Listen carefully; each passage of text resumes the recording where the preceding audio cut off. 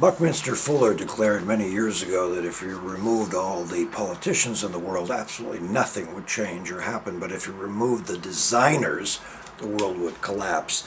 We're now experiencing the greatest period of human migration known in history. Yes, there have been other moments that saw thousands of human beings traverse the seas and mountains to settle in new territories.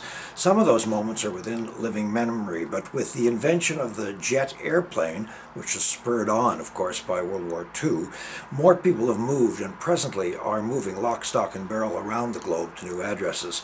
The results are very good, very bad, and very, very interesting. Among other things, we're all experiencing the clash of competing rights and civilities.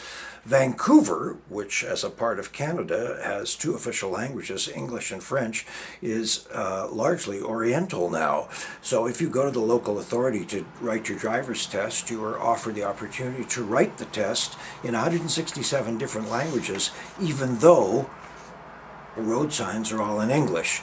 It is said that there are now more mosques in London, England, than there are churches, Anglican or otherwise. The Dutch and Spanish in cities like Amsterdam and Valencia complain that the local cultures are now largely Muslim.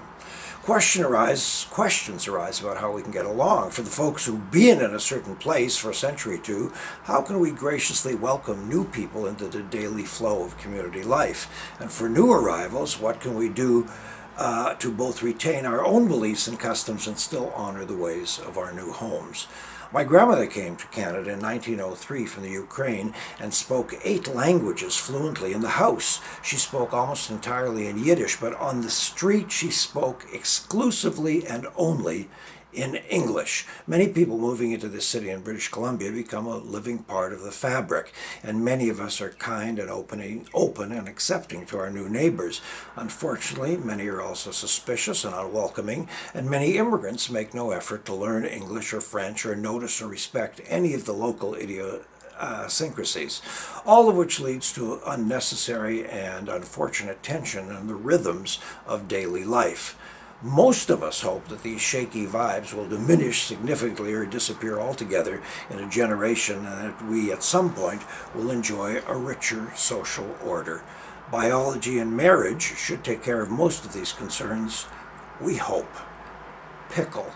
We must all try a little harder every day in 1,000 tiny ways to understand and respect each other.